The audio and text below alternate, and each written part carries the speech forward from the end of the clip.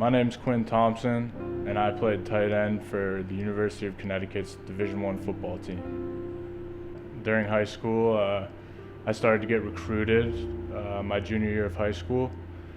I got 8 total full ride offers from Division I universities.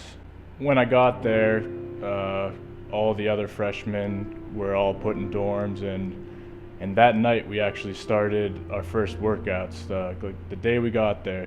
For 27 straight days in August, we had 2-day practices. A normal day for a Division I player would be waking up at 5 a.m. every single day and working your tail off till 11 p.m.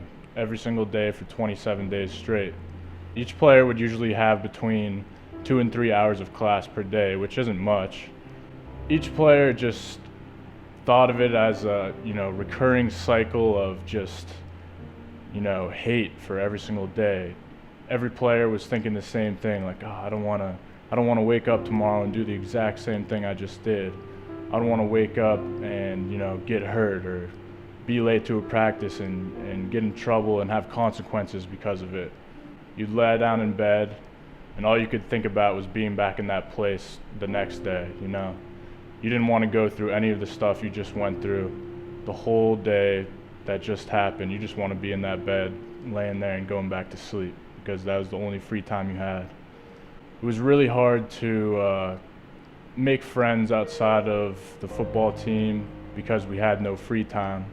You go into college thinking it's going to be a big party just like all freshmen do, that it's going to be crazy, you're going to be having so much fun.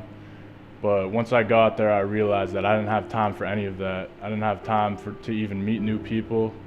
So it was really tough. You didn't get to experience college at all like a regular student would.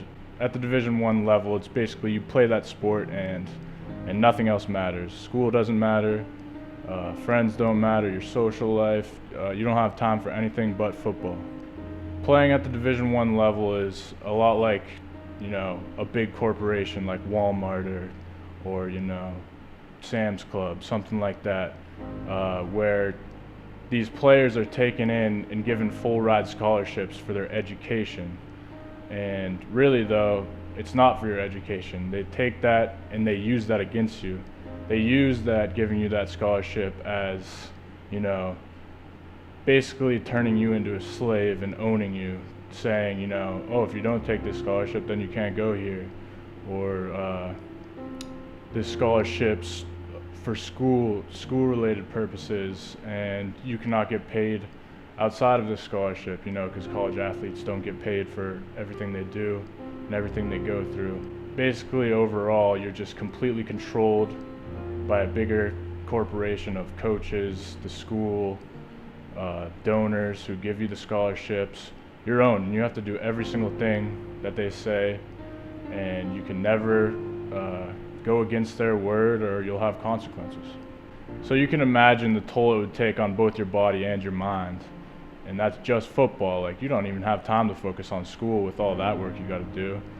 Several players started to think that they couldn't do it anymore unless they had some type of drug. Those players started to contact doctors and started to get into prescription drugs such as like Adderall and those types of things, Ritalin, Adderall, whatever you want to call it, which is really bad because obviously those drugs take a toll on your body, especially in an athlete's body. It was more torture than it was anything to do with fun or team bonding, those types of things. All I'd been thinking about was not playing football again, just because the experience that I had made me hate the game.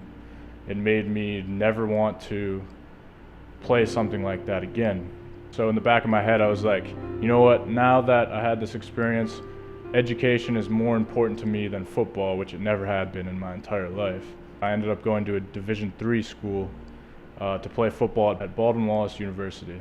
I ended up tearing my labrum, having my 3rd surgery in the last 2 years. So basically my body was getting destroyed very quickly. After my 3rd surgery, I ultimately decided that I was never going to play football again. Giving it up completely was a really big deal in my life, and something that I didn't know where I would go or what I would do with my life. Basically, completely doing a 180 with everything I've ever believed in, and starting over as a junior in college. So I decided to come back to my hometown in Edinburgh, Pennsylvania. I really got off to a good start this semester, beginning my career in graphic design.